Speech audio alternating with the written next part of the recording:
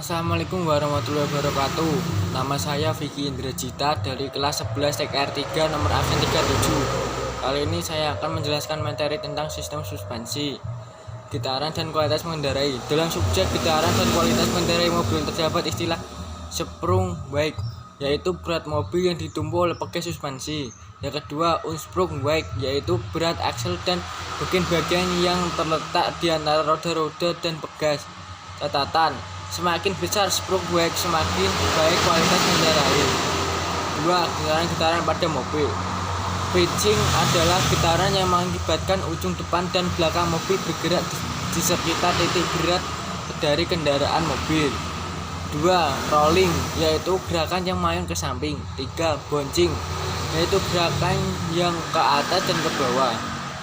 Spring atau pegas daun atau lap spring, fungsi untuk menghubungkan frame dengan axle dan juga sebagai bantalan penyerap guncangan yang ditimbulkan oleh permukaan jalan. 2. Coil spring, batang baja yang panjang yang digulung dibandingkan dengan leaf spring. Coil spring lebih panjang sehingga mempunyai tahanan yang lebih baik terhadap kejutan. 3. Helper spring. Helper spring adalah pegas tambahan yang dipasangkan di atas pegas utama pada truk dan kendaraan angkutan berat. 4. Hollow spring. Hollow spring adalah potongan karet yang berlubang di tengah dan di baut pada bagian atas axle, control arm atau pada bagian frame yang terletak di atas. 5. Air suspensi. Belau yang berisi udara dipasangkan pada tempat di mana biasanya ditempatkan pegas daun atau pegas ulir untuk menjamin berat kendaraan. Aksi penyerapan dihasilkan oleh elastisitas udara kompresi di dalam belau dan ruang udara tambahan. Kekerasan pegas dapat dirubah-ubah sesuai dengan beban. Jenis-jenis suspensi. Suspensi model rigid dengan pegas daun. Pada suspensi model rigid, roda-roda terpasang pada satu poros dan dipasangkan ke bodi melalui pegas. Keuntungan: 1. Konstruksi sederhana dan kuat. 2. Perubahan thread atau chamber yang disebabkan oleh gerakan aksel kecil.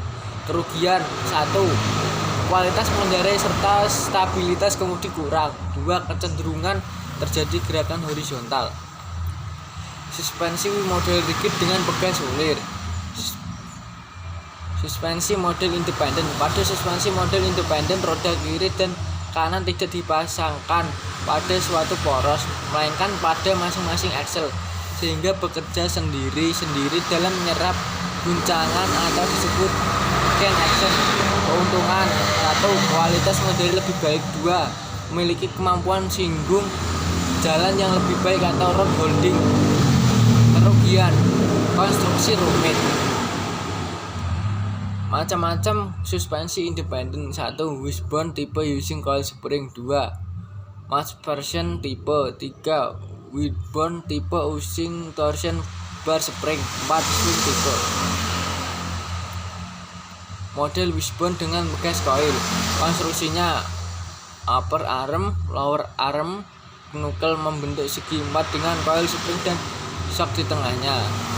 Torsion spring: bila sebuah batang baja ujung yang satu diikat dengan kawat pada batang yang diam, ujung lainnya diikat pada arm, maka apabila arm bergerak turun dan naik, maka batang baja ini akan cenderung menahan gerakan tadi. Dengan demikian timbul efek penyerapan seperti pegas daun atau leaf spring atau pegas ulir atau coil spring. McPherson suspension. Suspensi model McPherson tidak memiliki upper arm sehingga konstruksi sederhana dan tidak diperlukan penyetelan atau front wheel alignment kecuali TOE.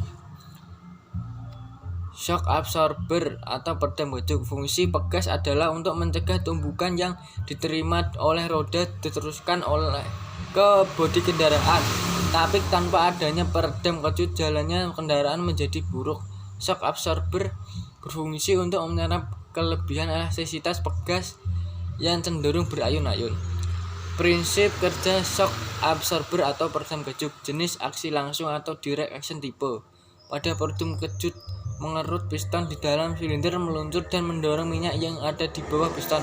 Minyak akan berpindah arah melalui orifice. Dengan adanya tahanan pada orifice, maka elastisitas pegas tertahan, demikian pula sebaliknya.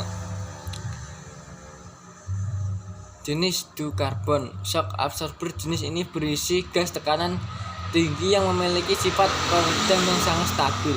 Keuntungan jenis ducarbon: 1. Radiasi panasnya baik karena tabungnya single. 2. Tidak terjadi kejutan hidrolis saat terjadi perubahan gerakan. 3. Tidak terjadi suara mendesis apabila minyak mengalir melalui katup atau oris.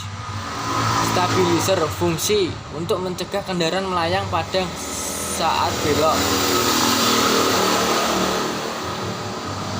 Stopbar arm atau batang penopang. Fungsi untuk menopang lower arm agar tidak bergerak ke depan dan ke belakang pada saat kendaraan berjalan.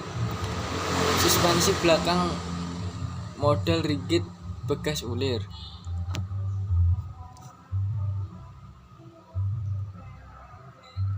Yang kedua yaitu tentang sistem kemudi. Fungsi untuk mengarahkan jalannya kendaraan. Ada dua tipe, yaitu manual steering dan power steering. Steering wheel dilihat dari ukurannya ada dua macam, yaitu besar. Momen yang dipindahkan besar dan lebih stabil makan tempat. Kedua kecil, peka terhadap setiap gerakan yang diberikan tergantung untuk memutar berat. Steering mineshaft collapsible tipe. Pada tipe ini kolom mempunyai mata jaring. Mineshaftnya terdiri dari bagian atas dan bawah yang disamping dengan plastik pin. Bal tipe.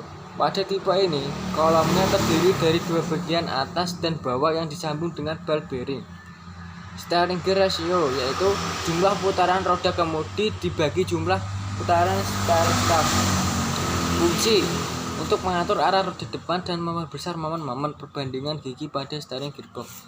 Sekian dari saya. Wassalamualaikum warahmatullahi wabarakatuh.